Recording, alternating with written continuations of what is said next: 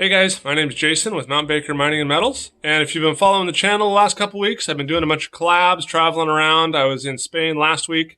I'm currently in Sicily. To continue along with our European adventure, I wanted to show you some footage I took 4 or 5 years ago of a trip through Eastern Europe. Forgive the poor quality of the 5-year-old camera, but I thought there was some pretty cool shots in here and some pretty interesting stuff, so I wanted to share that with you. So let's head over to Eastern Europe.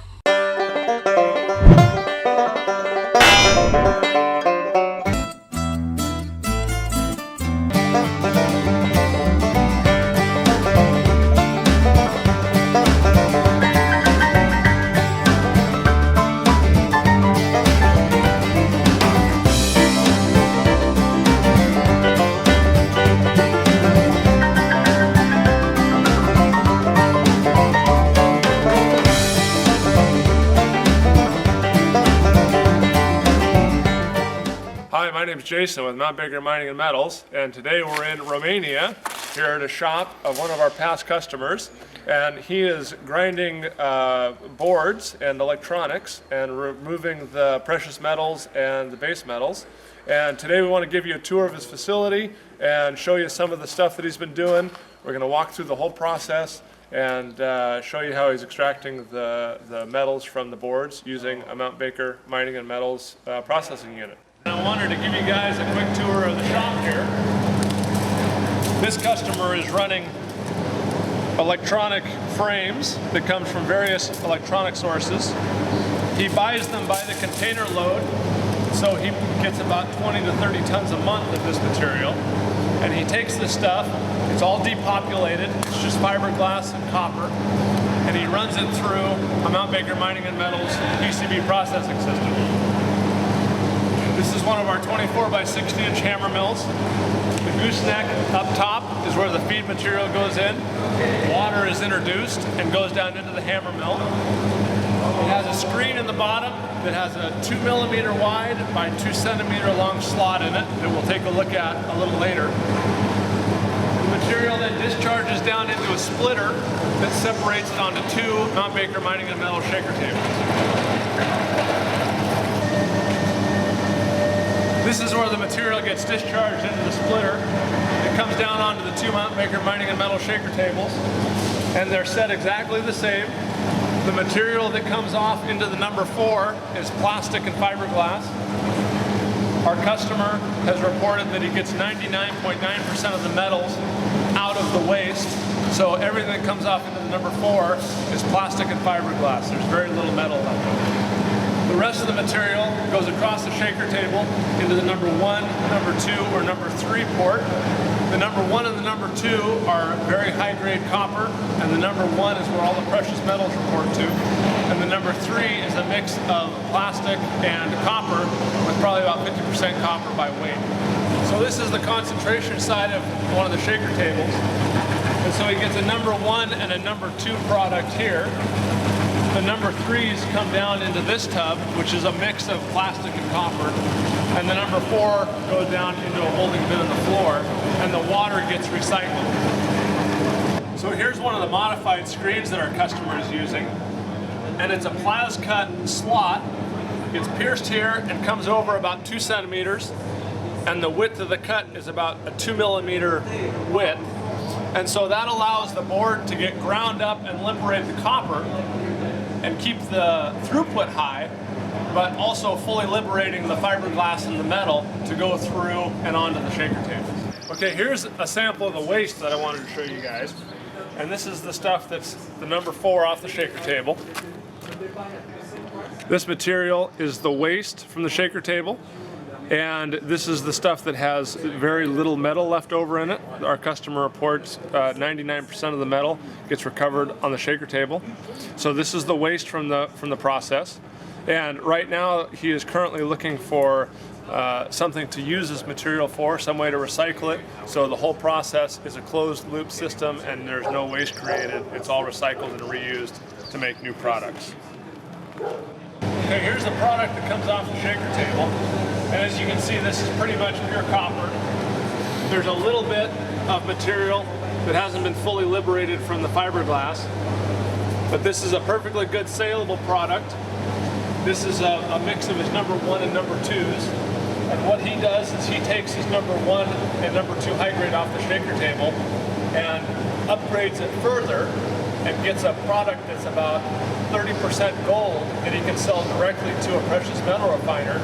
And then the copper product goes right to the copper smelter, and so he gets a very high percentage of his precious metals and a very high percentage of the value of his copper. Okay, this is a little experiment we're going to do. We've taken the high-grade material off the shaker table, and we've screened it down to 80 mesh minus. And most of the precious metals is in the small material. That's why we screened it. And to allow the material to be all the same size, so it will separate by density better on the shaker table. We're going to take the small amount of material and we're going to run it on one of our 4x8 shaker tables to try and clean it up a little bit more and get a higher grade gold product.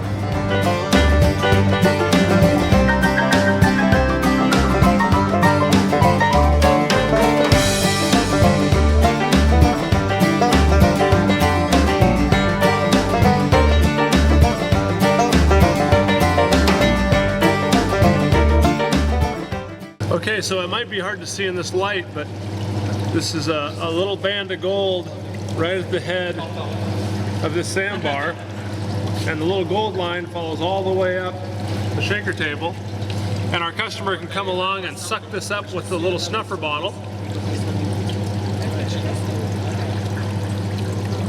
And we ran it through his XRF analyzer, and it came out to 40% gold. Yeah. We've done this a lot. 10 carats. 10 carats.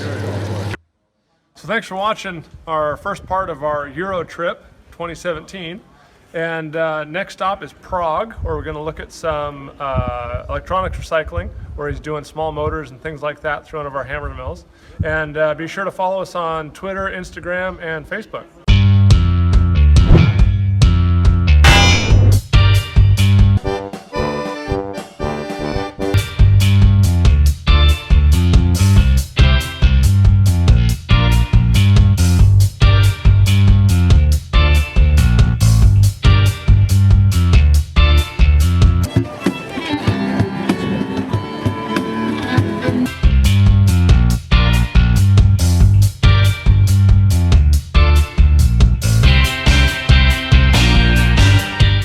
Tell me when you're ready, not the other way around. Hey guys, my name's Jason with Non-Baker Mining and Metals, and today we're in a scrapyard in the Czech Republic. And behind me is the processing line that this customer has set up. It's got one of our 24 by 16 inch scrap hammer mills that they run down onto a conveyor belt and up under a mag separator belt to separate the copper and the steel. So come on and let's go check out what they're doing.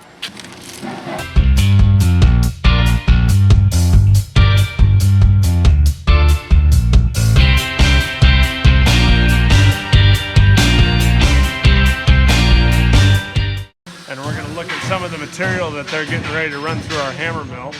This is primarily small transformers, small electric motors, pretty much anything with iron and copper together that they need to put in the mill and break it apart so they can separate the valuable copper from the waste iron.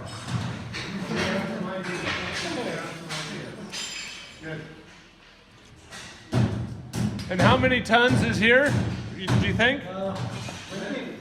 25 tons? Yeah. And you put the copper and steel down here. Yeah. And it breaks it up through like a half-inch screen. Yes. Yeah. We are using it. And you change this to a stainless steel chute so the magnets don't stick to it. Goes down into the conveyor belt, up under the magnetic separator. Yeah. And the steel gets pulled off and over the other side of this wall.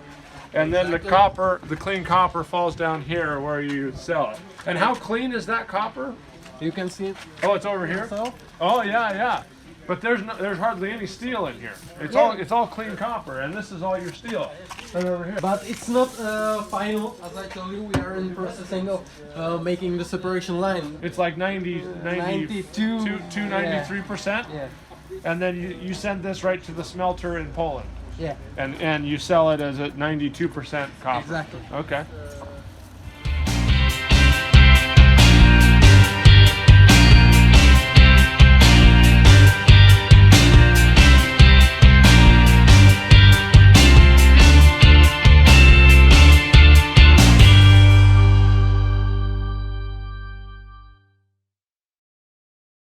Hey guys, wanted to give you a quick update on our trip. We had a couple hours and we're in downtown Prague right now doing a little sightseeing. Tomorrow we're headed off to Warsaw and gonna go visit a guy doing some electronics recycling. So stay tuned for that and much more coming on the way. Thanks.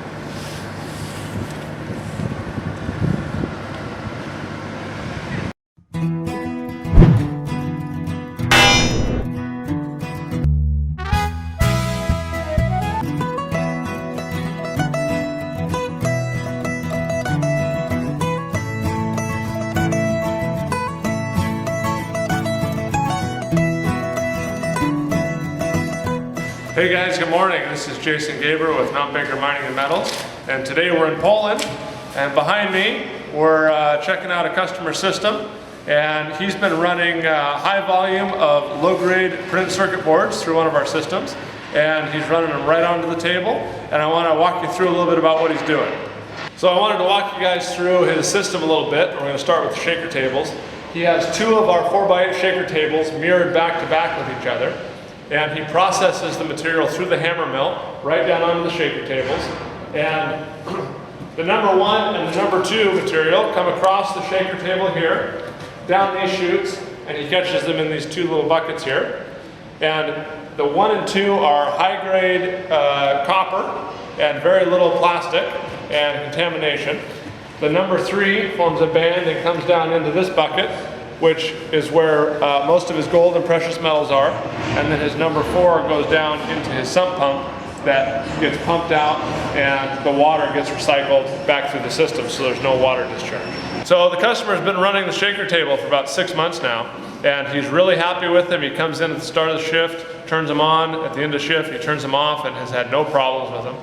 He's adjusted the discharge trough and the water delivery system a little bit for his specific operation, but he's really happy with the shaker tables and the results, and he's running about 100 tons a month across these 2 tables. So the throughput and the capacity of the tables he's happy with, and we're really pleased to hear that it's working for his system.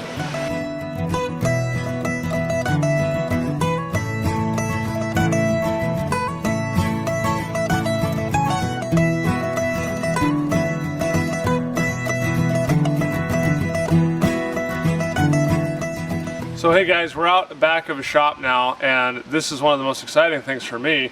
This is the pile of his tailings. This is the number 4 off the shaker table from his PCB recycling stuff.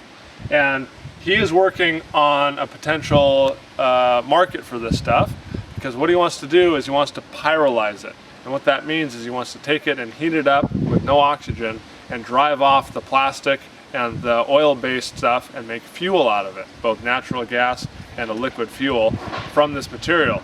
This material is about 50 to 60% by weight of plastic and other organic material that can be driven off and made fuel out of.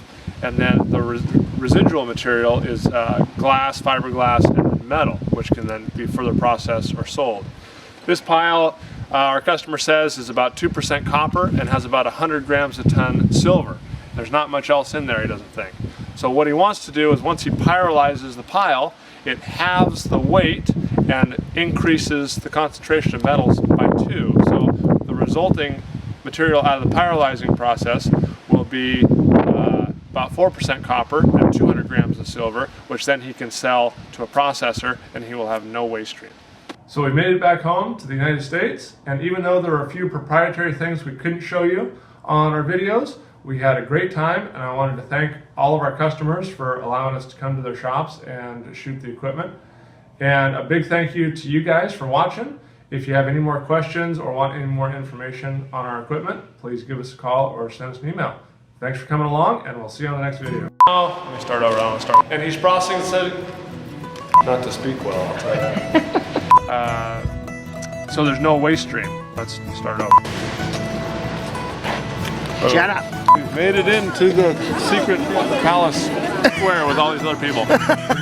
It's really secret. It's really secret. It's kind of a VIP only situation. Now this next shot was a sample I ran at our shop here about 5 or 6 years ago. And it's not in Europe, but it's a pretty cool video, and I'm pretty happy with the results. We ran some auto shred residue, also known as ASR. So let's check that out. Hi, my name is Jason with Mount Baker Mining and Metals, and today we're going to run a sample of this stuff here that one of our customers sent. I'm not exactly sure what this is, but I think this is some sort of shredded material that they've gone through their magnet separation, their air separation, probably some eddy current stuff as well, and they're left with rocks, glass, hard plastic pieces, you know, leftover copper wire, insulated copper wire, little tiny pieces of copper wire.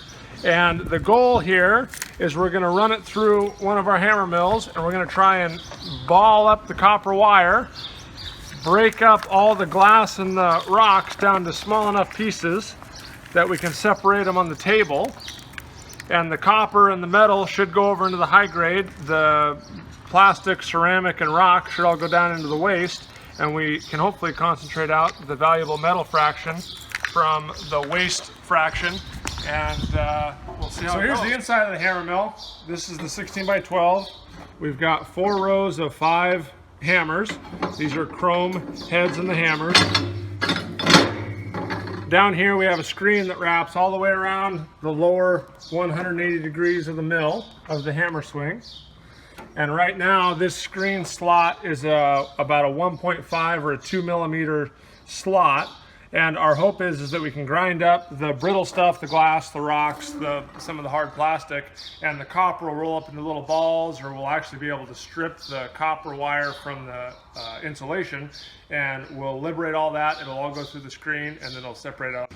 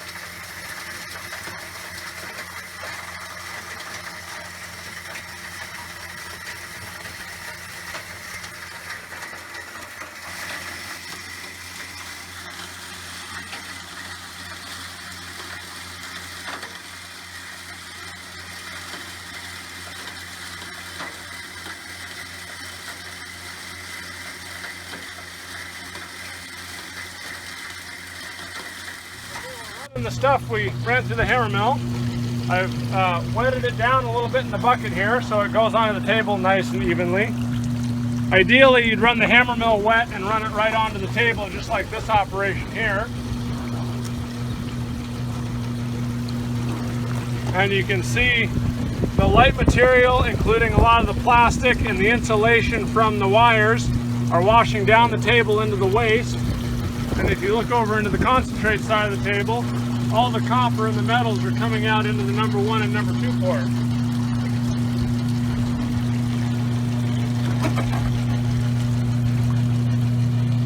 So this is working extremely well. All the light material is washing down the table. The copper is concentrating at the end of the grooves and coming up the table. There's some other heavy metal, the fine stuff is right at the leading edge. There's probably a little bit of brass and copper and maybe some steel. So I have a magnet here. We're going to check this stuff for steel.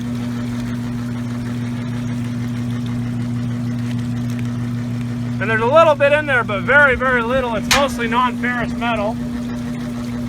I stopped feeding the table so you can get kind of a snapshot here where the copper goes. The copper comes across the top grooves here, makes a fan down, and then works its way up the table this way. The number 1 and the number 2 are almost pure metal, and the number 3 middlings will capture anything that overflows into the 3rd port. and this can be rerun back onto the table if it's running too much material or you're getting a little bit of copper and sand mixed together. But you can see here what's gathering in the number 1 port is pretty much just pure copper or pure metal. There's hardly any, if any, contamination in there. So I think it's a real successful test. I'm really happy with the results.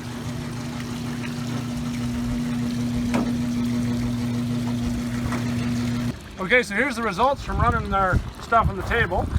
And this is the number 1, the number 2, and the number 3. The number 3 is pretty much just sand. There's maybe a little bit of copper in there. If you wanted to run this on the table again or through the hammer mill again, you might be able to liberate and clean up a little bit of copper there. But there's very little value that ended up in the number 3 middlings. The number 2 stuff here is really mostly metal. There might be the odd little piece of fine rock or glass that got in there, but you can see from the shot here, it's really mostly metal and little copper wires balled out. And then the number 1 stuff here, there's really hardly any contamination at all. It's all metal, mostly copper, and it seems like the bigger wires and some of the bigger pieces of metal made it up into the number 1 hole. These two together, I don't know, I haven't weighed them, but there's probably 2 or 3 pounds worth of metal there, if not more. So there's a substantial amount of weight here, even though the volume's not very big because it's all metal. So I think it worked fantastic. I think it's a great test. The results are really encouraging. Bag up these samples, send them back to the customer, and thanks for watching our video, and we'll see you on the next one.